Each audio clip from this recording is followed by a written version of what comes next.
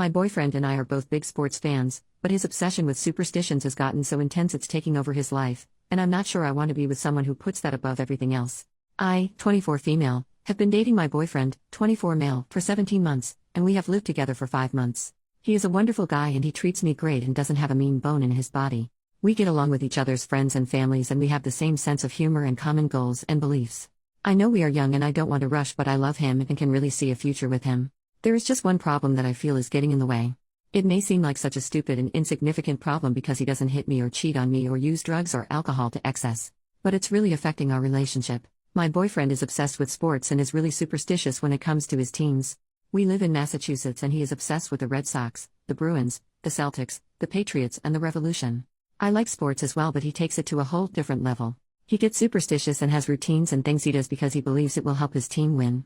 Some examples: earlier this season the Red Sox went on a winning streak. The day they won their first game he had a day off work and he fallen asleep on the couch the night before still wearing his socks, so for the entire winning streak he refused to take off or change his socks. He was washing his hair and body in the bathroom sink and wearing clean clothes, but he wouldn't change his socks or wash his feet. This went on for days and it was gross and his feet smelled so bad and he admitted he could smell them too, but he didn't care because he said it helped the team win. When the NFL season started this year my boyfriend's car was in the shop, so when he went to work the day before opening day, he walked to work and then took the bus home at the end of the day. This happened for the first 2 games of the season and the Patriots won every game and he was convinced that this ritual was helping the team. He kept this up for the first 10 games of the season, even after he got his car back. He didn't care what the weather was and even made the trip on days he wasn't working, even though it was 30 to 40 minutes each way without a car. 2 mutual friends of ours got married on November 28th of last year and he couldn't make the trip because we had to go out of town for the wedding. He was actually thinking of skipping the wedding, but I talked sense into him and he went, although he was tense the whole time. The next day the Patriots lost their first game of the season after winning 10 games in a row. He was pissed off and still blames me for it, and by blame me he just says it is my fault. He doesn't do stuff like yell at me or refuse to spend time with me. Just for clarity, he is not abusive. He has certain rituals for game days. He will only eat certain foods or drink his coffee a certain way or go to a certain coffee shop or gas station. For the last Bruins season he went and got coffee every morning even if he didn't want coffee. He has certain brands of shampoo depending what sports season or playoff it is. He will change his hairstyle or not shave if it is the playoffs, or he will only sit in a certain seat in the living room during the game.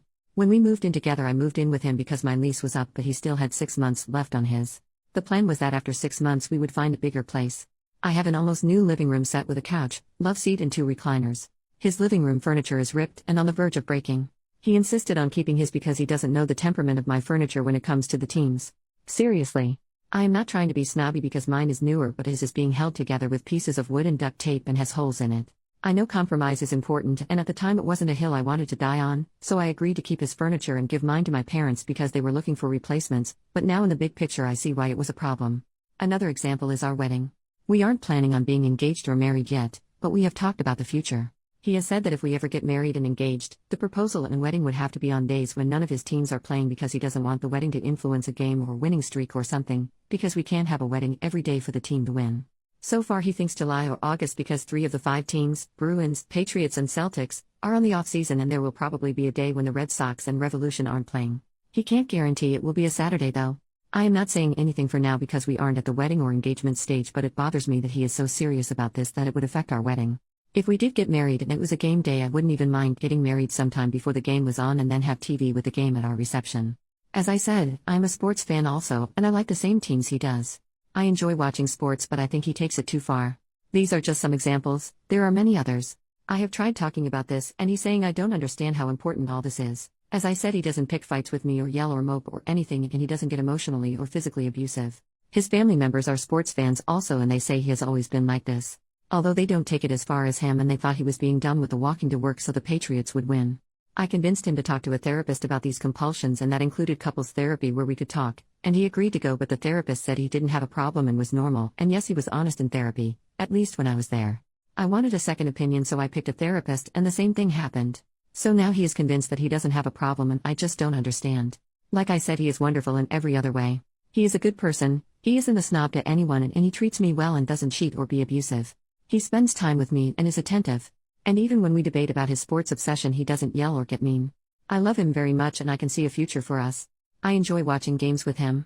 But his obsession and superstition with sports is giving me second thoughts because while I like sports my life doesn't revolve around them. Since 2 therapists have said he is normal and not mentally ill or anything, he is convinced this is fine. We are due to move into a bigger place in a month, and while we haven't signed the lease yet, I'm not sure I want to do it without addressing this, but I don't know what else to do to make him listen. Am I being irrational and not understating, or am I right to be concerned about this and thinking of ending it? If anyone has any advice or thoughts, I would appreciate them. Thank you in advance for reading. Update 1 year later. Firstly, I would like to thank everyone who posted supportive and kind comments. I'm sorry I didn't answer them all. I had posted with a throwaway and some stuff had happened and I had forgotten I posted for a while. Now things have kind of evened out and I wanted to give an update for everyone who was supportive. He is now my ex-boyfriend. I read all the posts in a few days after I decided to talk to him again. It didn't go well at first, and that should have been a sign. There was a Red Sox game on when we were both home from work and they lost, and he was upset with me for talking to him and not letting him focus on the game, and interrupting the things he had to do. He was convinced they lost because of that and we had a huge fight. I should have ended it there. But I didn't. The next day we were both off work and he got me roses and cooked me lunch and there was candlelight and music and he asked me to dance with him there in the living room. He apologized and promised he would do better. He acknowledged it wasn't fair to me and said he wanted to get help and see another therapist. He talked about the future and us having a life.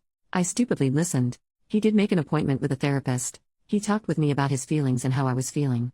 He said he agreed that we would get new furniture for our new place. I tried to give him some space regarding his habits because he was committed to seeing the therapist and changing, and I didn't want to push him and him end up saying forget it. He was much more attentive though. I thought he changed or was at least really trying, but I was wrong. A week or so after we had fought and made up and he made the therapist appointment, something else happened that turned my life upside down. I had a mole on one of my arms, but I never thought anything of it. I had a new coworker and she pulled me aside one day and said she didn't want to scare me or be weird, but she is a 2-time skin cancer survivor and the mole did not look good. She stressed that I needed to see a doctor. I wasn't going to and she was noncommittal and she begged me to go. It turns out she was right and she saved my life. I made the appointment thinking the doctor would look in it and it would be no big deal. I had that mole for a while and never paid much attention to it. It was melanoma. I had to have surgery to remove the mole as well as to check the lymph nodes to see if it spread. The surgery was scheduled for a day my idiot ex-boyfriend had tickets to a Bruins preseason game. He asked me to postpone the surgery because he couldn't skip the game as it would affect the team. He was actually being serious. He went so far as to call my doctor and tell him I wanted to postpone the surgery and he was calling on my behalf. He said if I went through with the surgery he couldn't be there for me and I needed to understand because the team needs him.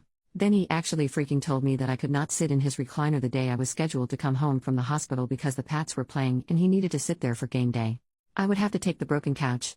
I am dead serious. I broke up with him. I called a friend whose dad had a truck and we packed all my stuff and he agreed that I could crash in her spare room for as long as I needed. It was the last month on his lease and I paid the landlord the last month of rent because even though I wasn't on his lease I didn't want him to be able to say I left him high and dry. I cut all contact with him and blocked his phone number and email address. It was on the 18-month anniversary of the day we met and had our first date and the 6-month anniversary of the day we moved in together. I thank God, the universe, and whoever that I didn't sign the lease for the new place we had planned to move into together with him or combine my money with him. I had the surgery. I got so lucky. It was stage 2 and had not hit the lymph nodes yet. I had to stay in the hospital for a couple of days, but the wound was looking okay and not infected, so I was discharged to go home. The waiting was agony, and the worst thing, I also was not in the best emotional state because of what had happened with my ex. I cried when I found out it wasn't in my lymph nodes yet. The doctor said it would have hit them and spread in under a year and I would have been much worse off. So now I am hyper away of the sun. I go for skin checks every few months and I have a nasty scar. But it could have been so bad. That coworker saved my life, and we are friends now. Yesterday was the 1-year anniversary of my surgery. I had so much support from my friends, family and coworkers. I will never forget it.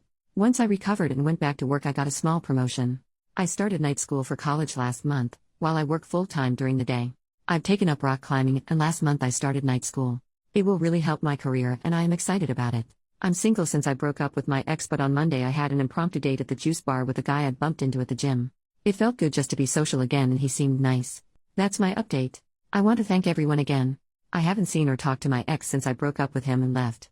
I did hear through the grapevine that he stayed in his place when the power went out and there was no heat for more than one day when the temps were below freezing and there was a blizzard because he wanted to sleep in his bed and sit in his chair to help his teams. He apparently had to be taken to the hospital for exposure because it was so damn cold.